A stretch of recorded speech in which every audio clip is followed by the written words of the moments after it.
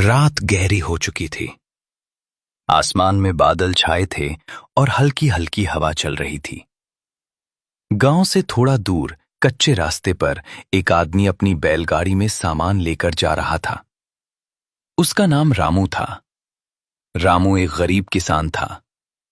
दिन भर मेहनत करके उसने अपने खेत की फसल शहर में बेची थी और अब वापस अपने गांव लौट रहा था। बैलगाड़ी में कुछ जरूरी सामान और थोड़े पैसे भी थे जो उसने बड़ी मुश्किल से कमाए थे। रास्ता सुनसान था।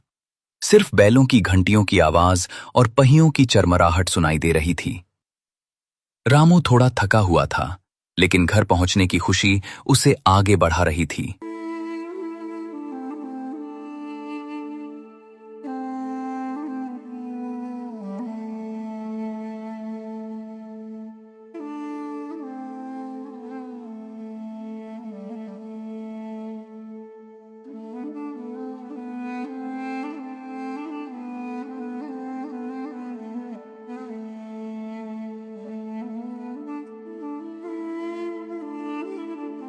अचानक रास्ते में कुछ लोग खड़े दिखाई दिए।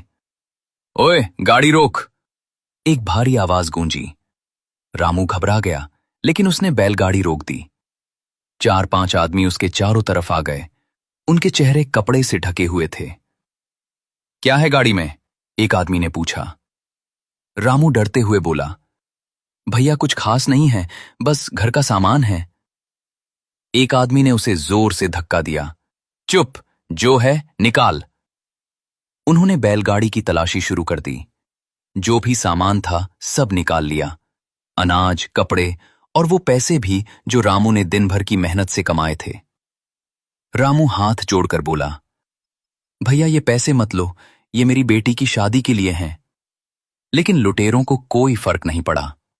हमें कहानी मत सुना, कहते हुए उन्होंने सब कुछ उठा लिया और अंधेरे में गायब हो गए। रामू वहीं जमीन पर बैठ गया। उसकी आंखों में आंसू थे। रात और भी गहरी लगने लगी। कुछ देर बाद उसने खुद को संभाला। उसने बैलों को सहलाया और धीरे धीरे उठकर गाड़ी को आगे बढ़ाया। उसके पास अब कुछ नहीं बचा था, लेकिन हिम्मत अभी भी बाकी थी। घर पहुंचकर उसने अपनी पत्नी को सब कुछ बताया।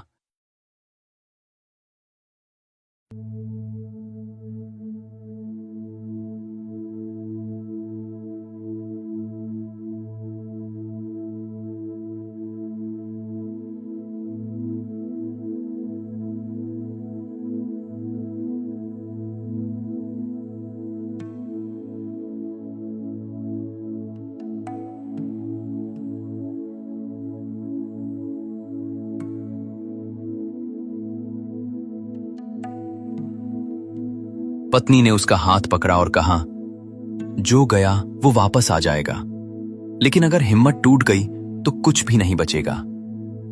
रामू ने आंसू पोंछे और अगले ही दिन फिर काम पर निकल पड़ा।